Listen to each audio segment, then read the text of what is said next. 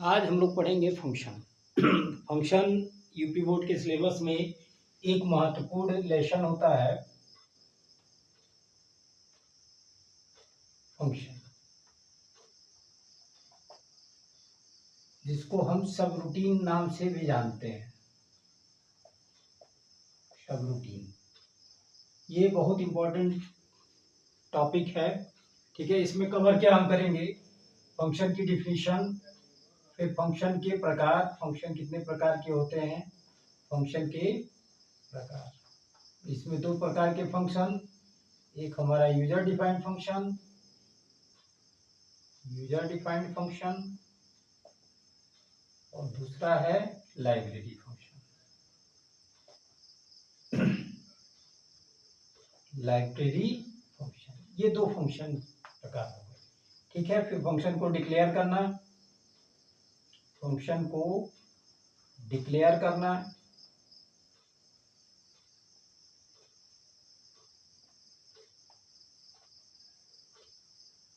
कैसे फंक्शन को हम डिक्लेयर करेंगे। ठीक है, और फिर फंक्शन को कॉल करना, फंक्शन को कॉल करना, कैसे फंक्शन को कॉल किया जाता है। तो दो प्रकार से कॉल करते हैं, एक call by value, call by value, ठीक है, और एक है call by reference, call by reference. ठीक है, कॉल बाय वैल्यू यानी कि मान द्वारा कॉल करना, और कॉल बाय रेफरेंस, रेफरेंस के द्वारा या एड्रेस के द्वारा कॉल करना। इसको हम एड्रेस के द्वारा भी कॉल करना कहते हैं। लाइब्रेरी फंक्शन, और फिर है user defined function.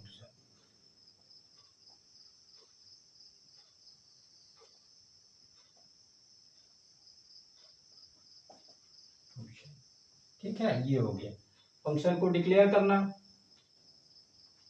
Declaring a function. ये कुछ टॉपिक्स हैं जिनको हम समझेंगे। इसके अलावा इसमें जो है लास्ट हमारा जो है रिकर्सिव या रिकर्सन, जिसको हम कहते हैं। What is recursion? रिकर्सन। तो यहाँ इस लेसन में हमको इतने टॉपिक्स को कवर करना है। ठीक है, तो चलिए पहले हम फंक्शन समझते हैं क्या होता है, उसके बाद फंक्शन के प्रकार को पढ़ेंगे। तो फंक्शन किसी भी प्रोग्राम का क्या होता है? एक आत्मनिर्भर हिस्सा होता है। फंक्शन क्या है? किसी भी प्रोग्राम का एक आत्मनिर्भर हिस्सा है, आत्मनिर्भर हिस्सा है। यदि हम किसी बड़े प्रोग्राम को क्या करें, छोटे छोटे भागों में बांट दें और फिर उसको हम एक छोटे छोटे भागों में बांटकर उस प्रोग्रामिंग को आगे करें, तो इससे क्या होगा कि हमको कार्य करने में सुविधा महसूस होगी, वो काम भी हमारा बहुत ही तेज गति से होगा। ठीक है, तो इसलिए हम क्या कहते हैं, फंक्शन को जब छोटे छोटे भागों में बांट देते हैं तो हर छोटा भाग क्या कहलाता है? सब प्रोग्राम कहलाता है। ठीक है, सब प्रोग्राम कहलाता है। इसी कारण से जब कई भागों में बटे होने के कारण हम इसको क्या कहते हैं? सब रूटीन कहते हैं। मीन्स हमारी जो प्रोग्रामिंग है, प्रोग्राम में हमने एक पूरा बनाया रखा हुआ है और इस काम को हम छोटे छोटे भागों में बांट दें। पहला भाग, दूसरा भाग, तीसरा भाग। तो हर एक छोटे भाग की देख रेख करना, इसको सही करना हमारे लिए क्या होगा? सुविधाजनक होगा। ठीक है, अगर एक साथ हम देखेंगे तो उसमें क्या होगी? थोड़ी सी कठिनाई होगी। तो फंक्शन के द्वारा ये क्रिया हम जब करते हैं तो हमारा प्रोग्राम क्या होता है? आसानी से बन जाता है। चलिए, तो ये हो गया फंक्शन, यानी कि self independent part of a program. Function is a self independent part of a program, ये होता है। ठीक है, फंक्शन। अब देखते हैं टाइप्स ऑफ फंक्शन। फंक्शन के प्रकार।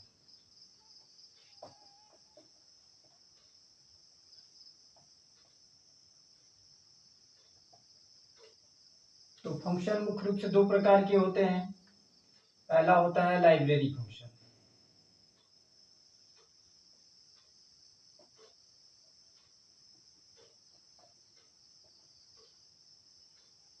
लाइब्रेरी फंक्शन, और दूसरा होता है user defined function.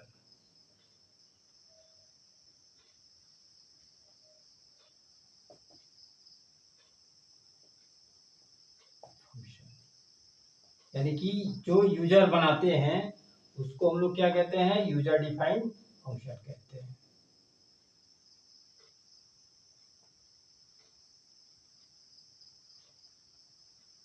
User defined function, जिसमें से सबसे महत्वपूर्ण हमारा लाइब्रेरी फंक्शन है। ये बोर्ड परीक्षा में लाइब्रेरी फंक्शन लगभग बहुत बार पूछा हुआ है, तो इस टॉपिक्स पे हम विशेष फोकस करेंगे। और ये भी पूछता है बोर्ड में, 2-3 बार पूछा हुआ है। तो यूजर डिफाइंड फंक्शन मतलब ऐसे फंक्शन होते हैं जो यूजर के द्वारा बनाए जाते हैं, यूजर के द्वारा बनाए जाते हैं। ठीक है, ये हमारे क्या होते हैं, यूजर डिफाइंड फंक्शन होते हैं। ठीक है, जैसे एरे हो गया, स्ट्रक्चर हो गया, यूनियन हो गया। ठीक है, ये सब क्या है, हमारे यूजर डिफाइंड फंक्शन के अंतर्गत आ जाते हैं, जो हम यूजर अपनी आवश्यकता के अनुसार बनाते हैं। तो ये हमारा यूजर डिफाइंड फंक्शन हो गया। ठीक है, लाइब्रेरी फंक्शन, लाइब्रेरी फंक्शन, ये फंक्शन क्या होते हैं कि सी कंपाइलर में पहले से पूर्व निर्मित फंक्शन होते हैं।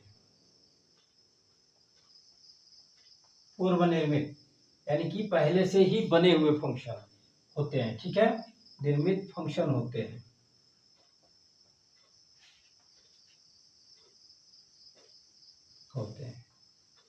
जिनका प्रयोग हम प्रोग्राम में डायरेक्ट करते हैं, डायरेक्ट रूप से करते हैं। ठीक है, यानी कि हम उनका प्रयोग डायरेक्टली अपने प्रोग्राम में कर सकते हैं। We can use it in direct in our program, क्योंकि ये क्या है, पहले से बने हुए हैं, पहले से निर्मित फंक्शन है। ठीक है, अब इसमें क्या होता है कि प्रत्येक फंक्शन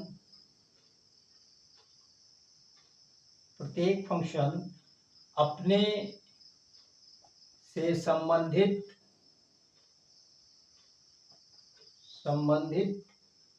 एक फाइल में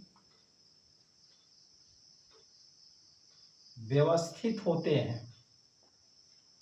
ठीक है, या रखे होते हैं, व्यवस्थित होते हैं या रखे गए होते हैं। ठीक है, जिसे हम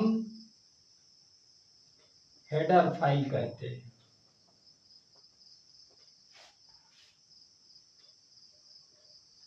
हेडर फाइल कहते हैं, यानी कि ये देखिएगा, ये बहुत इंपॉर्टेंट है, हेडर फाइल। कभी कभी डिफिनीशन पूछ देता है कि हेडर फाइल क्या होता है। तो जो फंक्शन ये अपने से संबंधित, यानी कि जिस हेडर फाइल में व्यवस्थित होते हैं, जिस फाइल में रखे जाते हैं, उस फाइल को क्या कहते हैं, हेडर फाइल कहते हैं। और इसका एक्सटेंशन क्या होता है, इसका एक्सटेंशन नेम, यानी कि विस्तारक नाम, एक्सटेंशन नेम क्या होता है, .h होता है। ये जरूर लगा रहेगा, .h होता है। ठीक है, जैसे बहुत सारे हेडर फाइल हैं, हैज इंक्लूड stdio.h, ये हमारे सी प्रोग्राम का सबसे मेन फाइल है, stdio.h। Has include conio.h। ठीक है, इस तरह के बहुत सारी फाइलें हैं जो हमारी क्या हैं, ऑलरेडी पहले से बनी हुई हैं, और इसके फंक्शन, पूर्व निर्मित फंक्शन इस फाइलों में, हेडर फाइलों में रखे हुए हैं। तो लाइब्रेरी फंक्शन में दो चीजें हमने देखा कि एक तो लाइब्रेरी फंक्शन की डिफिनीशन हो गई, दूसरा क्या हो गया कि इसमें हेडर फाइल किसे कहते हैं, तो जो सभी फंक्शन किसी एक ऐसे व्यवस्थित फाइल में व्यवस्थित होते हैं जिसका एक्सटेंशन नेम डॉट एच होता है, वो क्या कहलाता है, हमारा हेडर फाइल कहलाता है। ठीक है, और प्रत्येक हेडर फाइल से संबंधित फंक्शंस वो क्या होते हैं, अलग अलग हेडर फाइल में व्यवस्थित होते हैं। जैसे इसका एग्जांपल देखते हैं।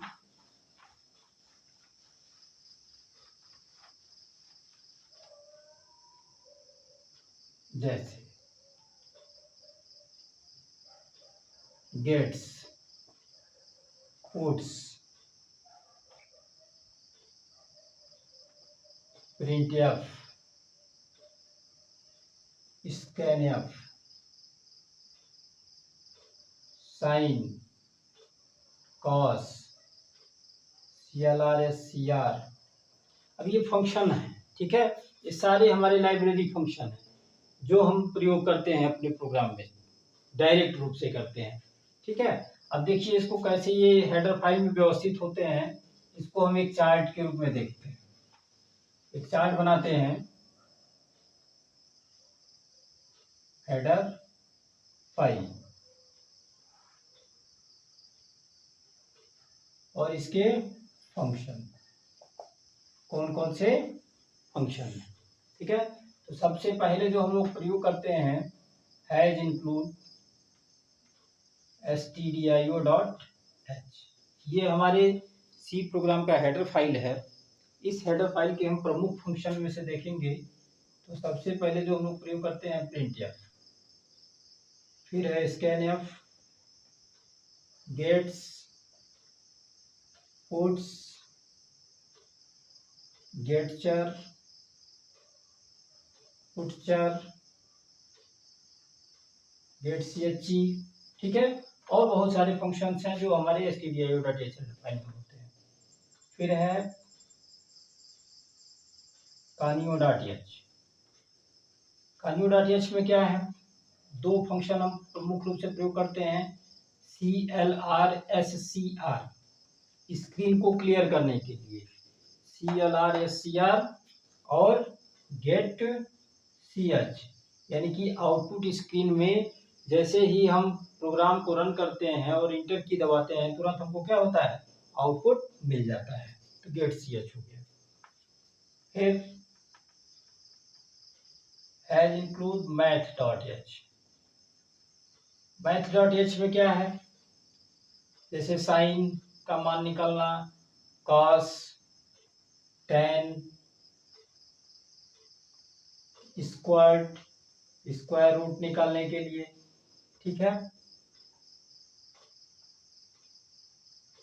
इत्यादि जो फंक्शन है वो हमारे किस में आते हैं, मैथमेटिक्स में आ जाते हैं। पावर का मान निकालना हुआ, तो ये सब हमारे मैथमेटिकल फंक्शन हो गए। फिर है string.h, बहुत इंपॉर्टेंट टॉपिक है string.h। इसके 4 हेडर फाइल है, 4 फंक्शन सबसे ज्यादा बोर्ड में पूछे जाते हैं, तो strcat, strlen, strcpy, strcmp। ये सभी वीडियो नेक्स्ट प्रीवियस वीडियोज में क्या है, अपलोडेड है, पढ़ाए गए हैं ये स्ट्रिंग फंक्शन, इनके बारे में आप लोग जाके वहां से देख सकते हैं। ठीक है, तो ये हेडर फाइल हो गया, और हेडर फाइल से संबंधित क्या हो गए, फंक्शंस हो गए। अगर पूछता है लाइब्रेरी फंक्शन के उदाहरण में लिखिए, तो हम किसी भी फंक्शन के बारे में लिख देंगे या उनका नाम लिख देंगे तो क्या हो जाएगा, उसका एग्जाम्पल हो जाएगा। लेकिन यहाँ ये क्या है, अलग अलग हेडर फाइल में क्या है, ये बटे हुए हैं। बहुत सारे हेडर फाइलें हैं, बहुत सारे फंक्शंस हैं, लेकिन यहाँ हम केवल उन फंक्शनों का उपयोग देखेंगे जो सामान्यतः हमारे परीक्षाओं के लिए उपयोगी होता है। ठीक है, तो ये चीजें हो गई।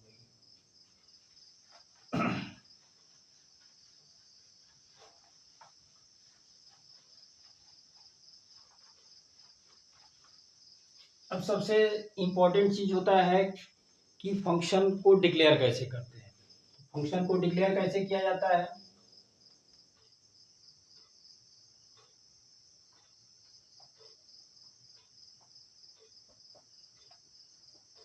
डिक्लेयर करना।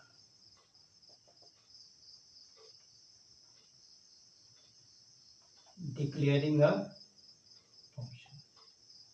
कैसे डिक्लेयर किया जाएगा, तो इसका प्रारूप होगा सिंटैक्स क्या है, डाटा टाइप या इसका टाइप, फंक्शन नेम और पैरामीटर लिस्ट। ठीक है, data type, function name, parameter list. For example int sum number, हमने नंबरों के सम करने के लिए एक फंक्शन बनाया है सम नंबर। यहाँ पे इंट ए इंट बी, अब ये दोनों क्या हो गए, इसके पैरामीटर हो गए, पैरामीटर हो गए। एक चीज हम यही बता देते हैं आपको, पैरामीटर क्या होता है कि जो मान पास कराए जाते हैं फंक्शन को, वही हमारे क्या होते हैं, पैरामीटर्स होते हैं। इनको हम ए और बी क्या है, हमारे आर्गुमेंट, ठीक है, पैरामीटर आर्गुमेंट के रूप में क्या करते हैं, हम इनको मान पास कराते हैं।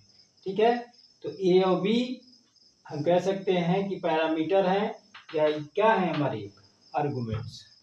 ठीक है, अब यहाँ पे इन पैरामीटर्स को हम दो कैटेगरियों में बांटते हैं, टाइप्स ऑफ पैरामीटर। दो तरह के पैरामीटर में बांटते हैं, एक होता है फॉर्मल पैरामीटर और एक होता है हमारा actual parameter. Actual parameter, formal parameter और एक्चुअल पैरामीटर। यहाँ पे क्या है, फॉर्मल पैरामीटर मीन्स फंक्शन के हेडर में, फंक्शन के हेडर में जो पैरामीटर लिखे जाते हैं उसको हम क्या कहते हैं, फॉर्मल पैरामीटर कहते हैं। यानी कि ये जो है ये हमारा फंक्शन का हेडर है, इसमें हमने इंट ए इंट बी लिखा हुआ है, तो ये दोनों जो है वो क्या है, हमारे फॉर्मल पैरामीटर है। और एक्चुअल पैरामीटर जो होते हैं वो फंक्शन के कॉल स्टेटमेंट में लिखे जाते हैं। कॉल स्टेटमेंट में लिखे जाने वाले फंक्शन हमारे क्या कहलाते हैं, एक्चुअल पैरामीटर कहलाते हैं। कैसे, जैसे देखिए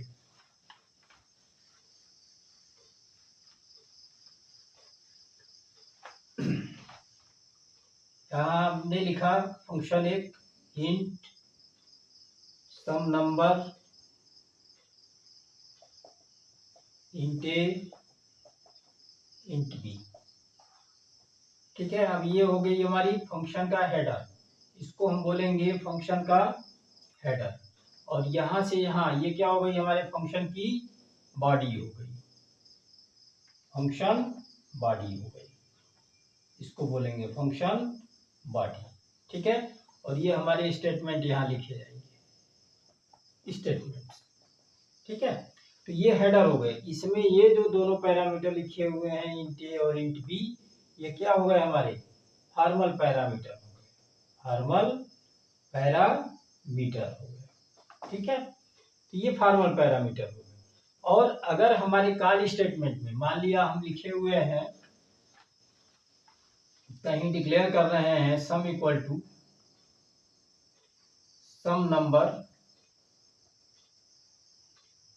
और हमने यहाँ इंट एक्स इंट वाई दे के सेमीकोलन लगाया हुआ है, तो इसको हम बोलते हैं कॉल स्टेटमेंट। यानी कि ये जो है लास्ट में सेमीकोलन लगा हुआ है, फंक्शन डिफिनीशन नहीं है। तो ये जो पैरामीटर होंगे हमारे या आर्गुमेंट्स होंगे, इन आर्गुमेंट्स को हम लोग क्या कहेंगे, एक्चुअल पैरामीटर बोलेंगे। ठीक है, तो ये हो गए हमारे एक्चुअल पैरामीटर। तो दो चीज, फंक्शन को डिक्लेयर करना, ठीक है, एक्चुअल और फॉर्मल पैरामीटर, इन दोनों की पहचान करना। क्योंकि जब हम फंक्शन कॉल करेंगे तो फंक्शन कॉल में क्या होता है, फंक्शन को दो तरीके से कॉल किया जाता है, एक कॉल बाई वैल्यू, ठीक है, फिर है कालवाई रिफरेंस, कालवाई रिफरेंस। ठीक है, चलिए, तो ये तो हमारे हो गए दो। तो फॉर्मल पैरामीटर का मान क्या होगा, एक्चुअल पैरामीटर में कॉपी होगा, यहाँ उसका मान कॉपी ना होके एड्रेस कॉपी होगा। तो ये चीज तो आपको समझ में आ गई कि फॉर्मल पैरामीटर क्या होता है और एक्चुअल पैरामीटर क्या होता है। ठीक है, नेक्स्ट अब हम इसका एग्जांपल समझते हैं, उसके बाद से तब फिर फंक्शन कॉल को समझते हैं।